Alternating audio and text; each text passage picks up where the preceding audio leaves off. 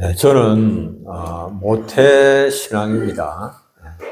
모태신앙으로서 하나님의 은혜 가운데 60년 이상을 이렇게 신앙의 길에서 벗어난 적이 없이 형식적으로는 그렇게 생활을 했습니다. 모태신앙으로 태어났지만은 중간에 또 신앙에서 떠나는 사람이 있을 수도 있고, 모태신앙이 아니지만 중간에 또 예수님께 영접하고 끝까지 또 신앙생활 잘 하시는 분도 있습니다. 중요한 것은 그런 것이 아니고 우리가 신앙생활을 시작하고 난 그 이후에 나의 믿음이 점점 더 자라고 있는가, 성장하고 있는가라고 하는 그 사실입니다. 처음 믿을 때와 비교했을 때에 나의 믿음이 성장이 되었는가라고 하는 것입니다. 작년보다도 올해 나의 믿음이 더욱더 성숙한, 온전한 그런 자리로 향하여서 나아가고 있는가라고 하는 것입니다. 지난달보다도 내가 이번 달에 더 주님께로 가까이 나아가고 나의 마음이 주님을 더 갈망하고 사모하는 그런 심령인가라고 하는 것입니다. 여러분들은 어떻습니까? 믿음이 계속적으로 성장하고 있는 것 같습니까? 아니면 후퇴하고 있는 것 같습니까? 그저 그렇습니까? 별 그런 것에 관심이 없는 그런 모습입니까? 하나님 앞에서 모든 사람들은 다 벌거벗은 죄인입니다. 하나님의 말씀을 거역하고 선악과를 따먹고 난 후에 아담은 하나님 앞에서 이렇게 말합니다. 자신이 벗었으므로 두려워하여서 숨었다. 그렇게 말했습니다. 모든 인간은 벌거벗은 부끄러움과 수치를 가릴 옷이, 의의 옷이 필요합니다. 부끄러움과 수치는 그것을 가리는 것은 하나님께서 입혀주시는 의의 옷입니다. 주님은 라오디게아 교회를 향하여서 흰옷을 사서 벌거벗은 수치를 보이지 않게 하라. 그렇게 말씀하셨습니다. 요한계시록 3장 17절, 18절 이렇게 말씀합니다. 네가 말하기를 나는 부자라 부요하여 부족한 것이 없다 하나 내 공고한 것과 가련한 것과 가난한 것과 눈먼 것과 벌거벗은 것을 알지 못하는도다. 아무 이상이 없다고 하지만은 알지 못하기 때문에 그렇다. 내가 너를 원하노니 내게서 불로 연단한 금을 사서 부요하게 하고 흰옷을 사서 입어 벌거벗은 수치를 보이지 않게 하고 안약을 사서 눈에 발라 보게 하라. 흰옷을 사서 입어 벌거벗은 수치를 보이지 않게 해야 할 것을 주님께서 말씀을 하셨습니다. 아브라함은 그러면 이 의의 옷을 어떻게 얻게 되었는가라고 하는 것입니다. 오늘 본문 창세기 15장 6절을 보니까 아브라함이 여호와를 믿으니 여호와께서 이를 의로 여기시고 믿으니 이를 의로 여기셨다. 이 의는 차다크, 의의 옷을 말합니다. 믿음으로 의의 옷을 입게 되었다라고 하는 말씀이죠. 하나님 앞에서 믿으니 그 믿음으로 인하여서 하나님께서 그를 어렵다 그렇게 인정을 하셨다라고 하는 말씀이죠. 아브라함은 여호와를 믿는 자신의 신앙을, 믿음을 어떻게 나타냈을까요? 하나님을 믿는 그 믿음을 어떻게 나타냈길래 하나님께서 아브라함을 보시고 여호와를 믿으니 이를 보시고 하나님 어렵다고 하셨을까요? 하나님께서 아브라함에게 약속을 주셨죠. 어떤 약속을 주셨습니까? 창세기 12장 2절에 보면 내가 너로 큰 민족을 이루고 내게 복을 주어 내 이름을 창대케 하리니 너는 복이 될지라 라고 하는 약속을 하나님께서 주셨습니다. 그리고 하나님은 또 땅의 모든 족속이 아브라함으로 말미암아 복을 받게 될 것이다, 얻게 될 것이다 라고 하셨습니다.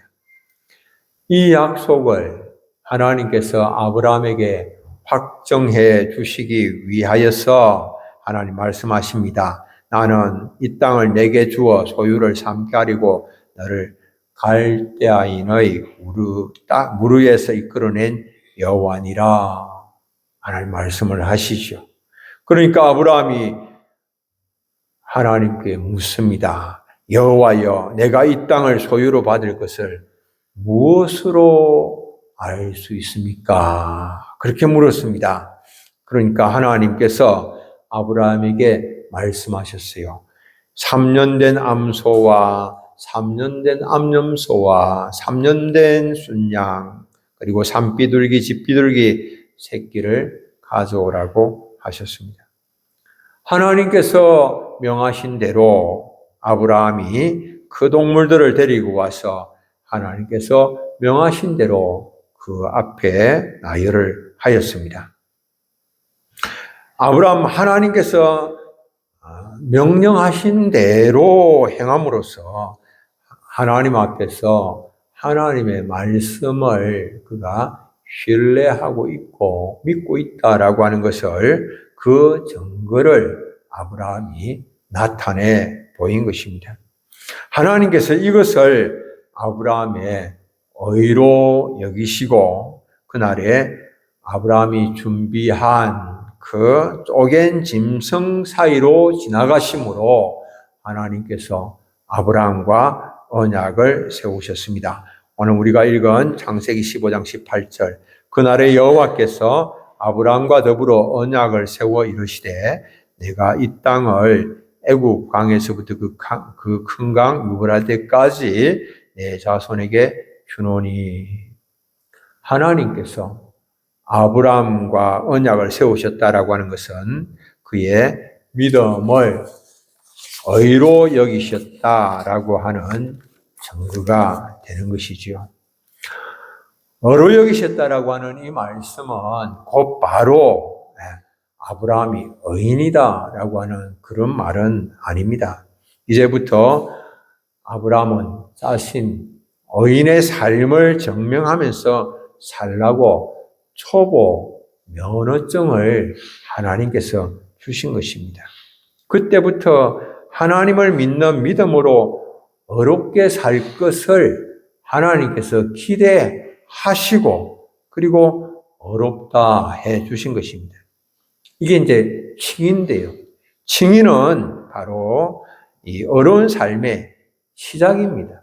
칭의는 어려운 삶의 완성이 아닙니다. 하나님께서 어렵다 칭해 주셨으니까 이제 완전히 어려운 삶의 완성이 되었다라고 하는 것이 아니고 어려운 삶을 시작을 해야 되는 것이죠.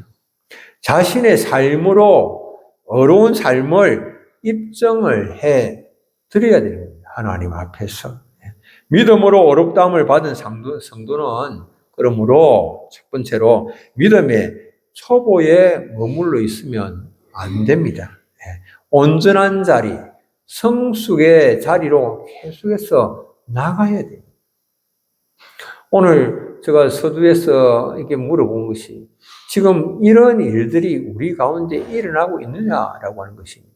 믿음의 성숙한 자리, 온전한 자리로 나아가기 위하여서 몸부림치는 그런 일들이, 그런 변화가 내 속에서 일어나고 있느냐라고 하는 것입니다.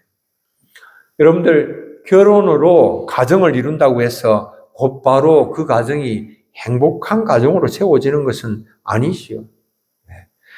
기도 가운데 부부가 합심하여서 경건하고 행복한 가정을 함께 이루어 가야만 하는 겁니다.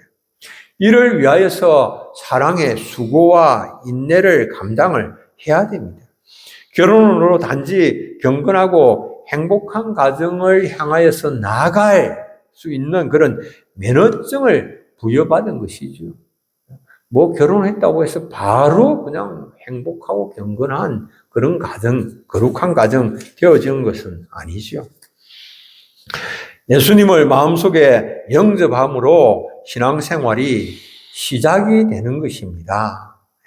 바로 믿음의 자리, 온전한 믿음의 자리로 이르게 되어진 것이 아니다라고 하는 말씀이죠. 믿음 자체에 무슨 대단한 공로가 있는 것은 아닙니다. 믿음은 어렵다 함에 통로일 뿐입니다. 그렇죠. 그것이 무슨 믿음의 원천이 되는 것은 아니죠. 주님은 우리에게 너희 염려를 다 주께 맡기라. 이는 그가 너희를 돌보심이라. 베드로전서 5장 7절 이렇게 말씀하셨죠. 너희 염려를 다 주께 맡기라. 이는 그가 너희를 돌보심이라. 이 말씀을 따라서 우리가 믿음으로 자신의 모든 염려를 하나님께 맡긴다고 여러분들 쳐봅시다. 그러면 그것 하나님께 맡기는 그것이 무슨 공로가 될까요? 맡기는 그것이 나의 공로가 되는 것입니까? 그렇지는 않죠. 맡긴다는 것이 공로가 아니죠. 하나님의 돌보심의 통로가 될 뿐이죠.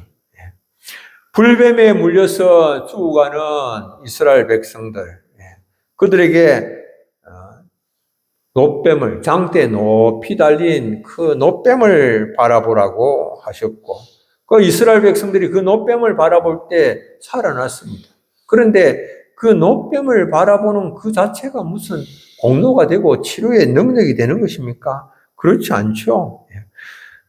치료는 하나님께로부터 그들에게 임한 것이죠. 놋뱀을 쳐다보는 행위 그 자체는 그냥 치료의 통로가 될 뿐이죠. 우리가 그러므로 중요한 것은 이 치료의 하나님, 능력의 하나님, 자비의 하나님께로 더 가까이 나아가는 그런 것입니다. 그래서 믿음의 시작, 초보의 단계에 머물러 있지 아니하고 성숙의 자리를 향하여서 부단히 나가야 됩니다. 주님께로 부단히 쉬지 아니하고 나아가는 그런 몸부림이 있어야 된다라고 하는 사실입니다. 히브리스 기자는 이를 두고서 도의 초보를 버리고 완전한 자리로 나가라 이렇게 말을 합니다. 히브리스 6장 1절 2절 그러므로 우리가 그리스도의 도의 초보를 버리고 죽은 행실을 회개함과 하나님께 대한 신앙과 세례들과 안수와 죽은 자의 부활과 영원한 심판에 관한 교훈의 틀을 다시 닦지 말고 완전한 대로 나아가라. 도의 초보에 머물러 있지 말고 이런 신학적으로 이런 것이 이러니 저러니 막 이거는 이렇고 저렇고 자꾸 그런 논쟁 하지 말고 완전한 대로 나가라. 이렇게 말씀을 하고 있는 것입니다. 신학적 논쟁 또다시 또 하고 하는 이런 것들을 도의 초보의 자리에 머물러 있는 것이다. 이렇게 말씀을 표현을 하고 있고 완전한 자리니 그러면 그것은 온전한 자리, 성숙한 자리는 어떤 것을 말하는가? 하나님의 주권 인정하고 하나님의 말씀에 인격적으로 순종하는 자리로 나아가는 것, 이건 말씀하는 거예요. 자꾸만 머리로 이렇고 저렇고라고 하는 그런 것이 아니고 삶으로 순종하는 자리로 나아가는 것, 그것 말씀을 하고 있는 것입니다. 우리의 모든 지식들이 머리에 머물러 있지 아니하고 가슴으로 내려와야만 하는 것입니다. 종이에 기록된 말씀이 아니라 마음에 기록된 말씀이 되어야 하는 것이지요. 자신의 견고한 진을 쌓아가기 위하여서 이용하는 그런 말씀이 아니라 하나님의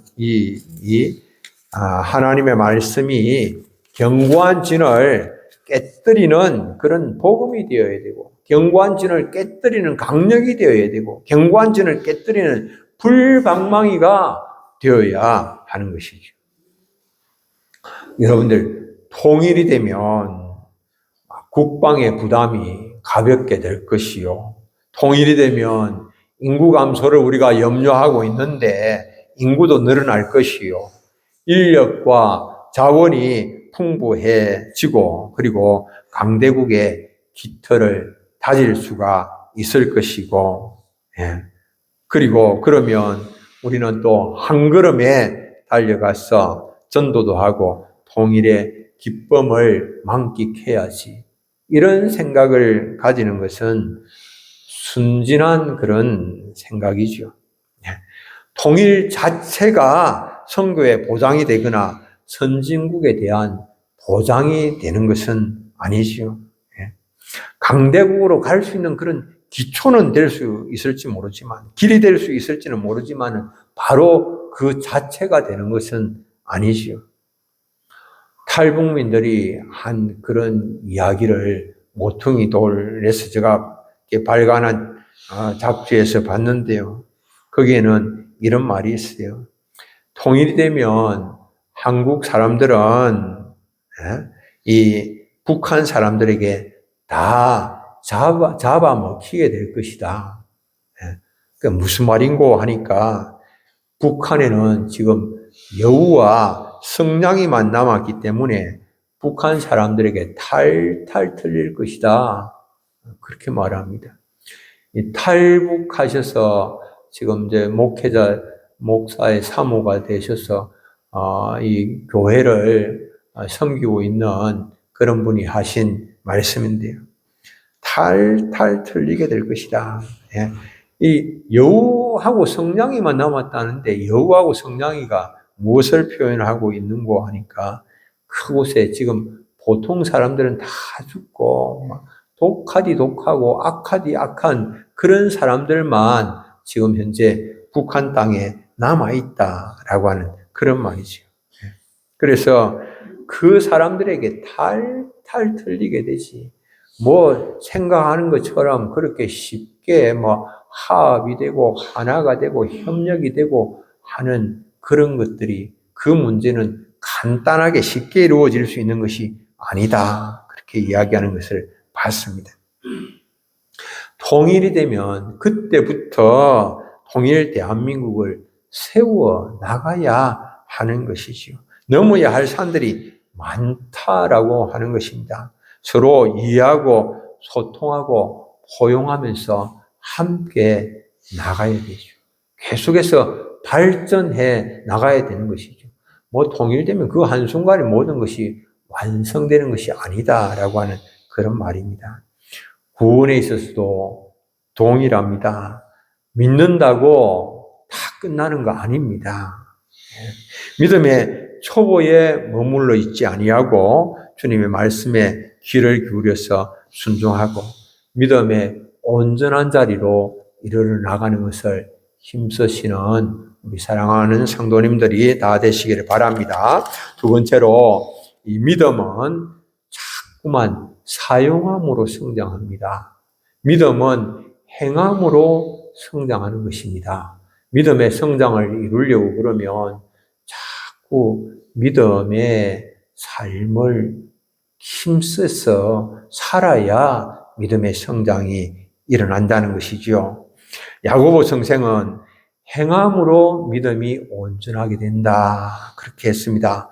어렵다함을 받은 아브라함은 나중에 시간이 많이 흐르고 나서 이삭을 하나님께 드림으로 어렵다 하심을 받게 됩니다.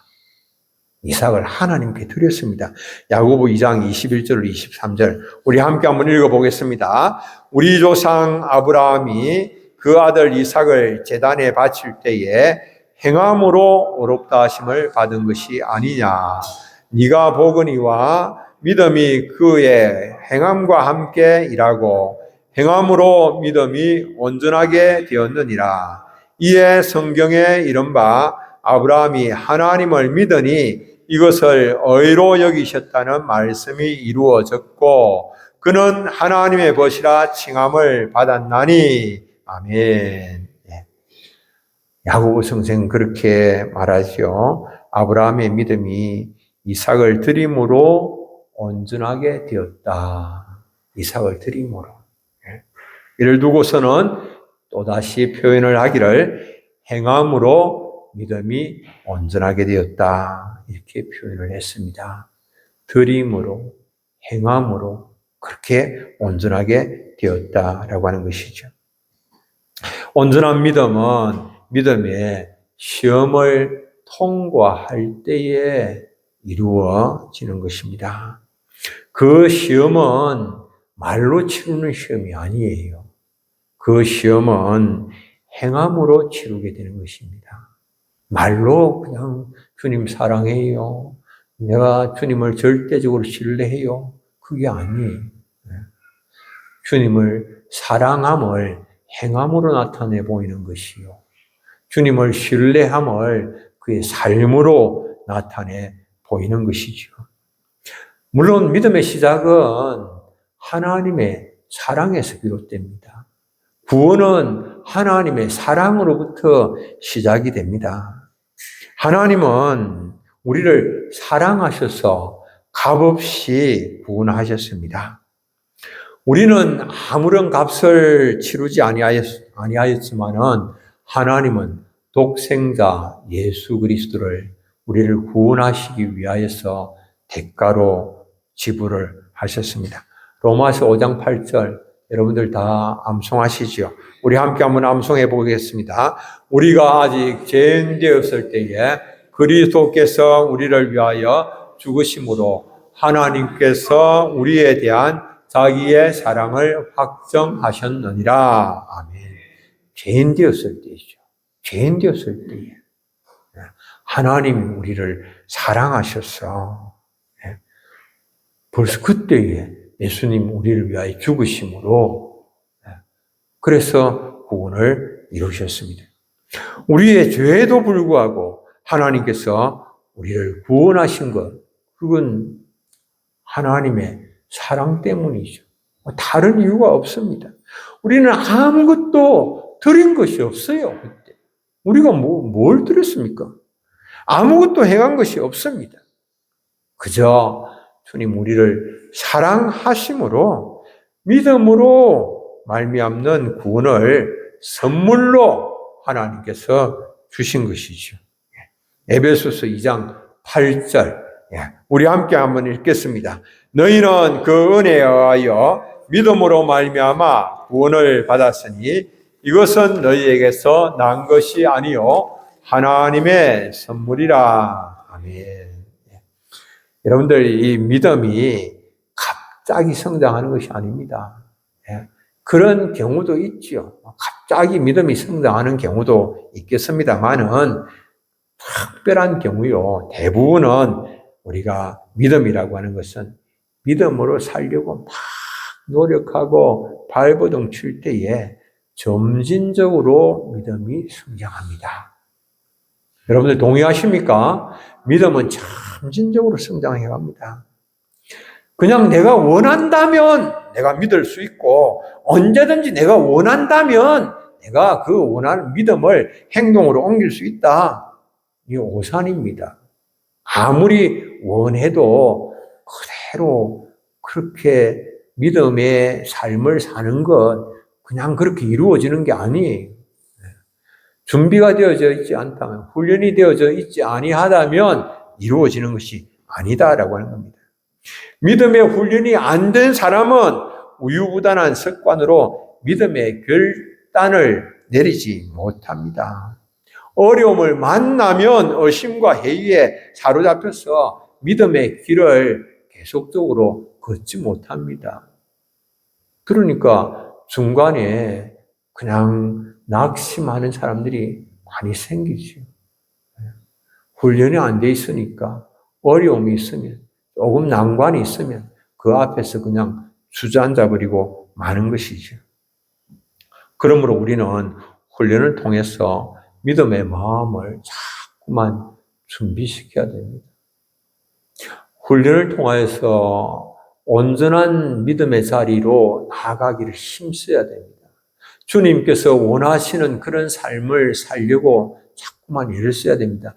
내 본성은, 나의 눈은 그런 것하고 마음은, 생각은, 뜻과 계획들은 거리가 멀지라도 이런 거 자꾸 쳐서 복종시키는 훈련을 해야 되는 것이죠. 마음을 의심과 해이와 불신앙의 공격에 방치를 해두면 안 됩니다. 어둠의 영이 계속해서 공격하는데 그 앞에 무방비 상태로 뭐 하려면 하라고 그냥 다 자신을 방치시켜 두면 안 된다라고 하는 것이죠. 세상의 유혹과 공격에 마음을 그냥 방치 상태로 내버려 두면 안 된다라고 하는 것입니다. 하나님의 전신갑주를 취해야 됩니다. 그리고 그 마음을 빼앗기지 아니하도록 마음을 잘 지켜야만 하는 것입니다. 그냥 마음을 내버려 두면 떠내려가 버립니다. 잠언 4장 23절 우리 함께 한번 읽겠습니다. 모든 지킬 만한 것 중에 더욱 내 마음을 지키라. 생명의 근원이 이에서 남이니라. 아멘. 마음을 잘 준비시켜야 돼요. 하나님의 전신갑주로 마음을 다 여러분들 주님께서 원하시는 온전한 믿음의 사람의 자리로 나아갈 수 있도록 그렇게 준비를 시켜야 됩니다. 마지막 결론입니다. 어느 정도 신앙의 성장이 이루어졌다. 이제는 됐다. 이제 뭐 별로 염려할 거 없다. 여러분들 그럴까요? 결코 안심할 수가 없습니다.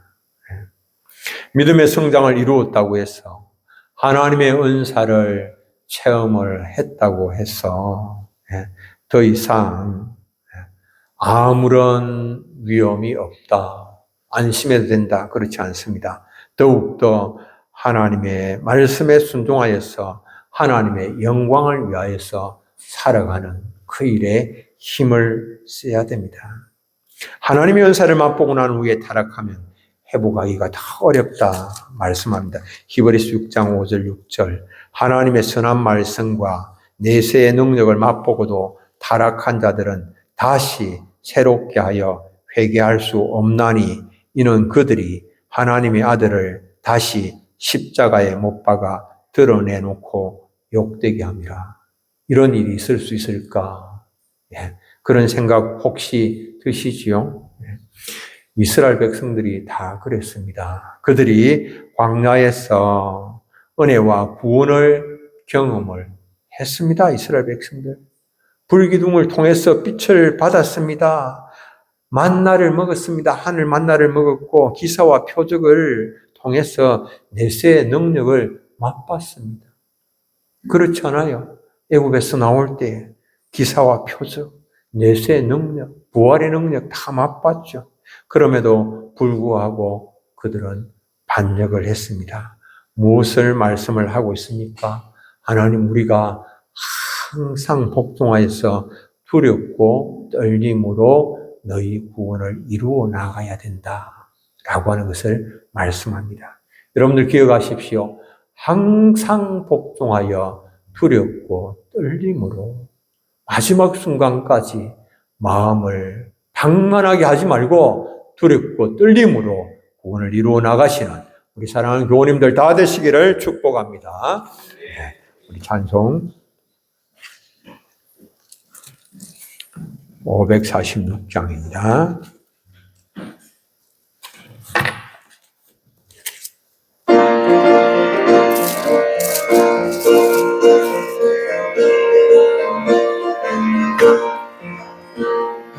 주님 약속하신 말씀을 영원토록 주를 찬송하고 소리 높여 주께 영광 돌리며 약속 믿고 굳게 서리라.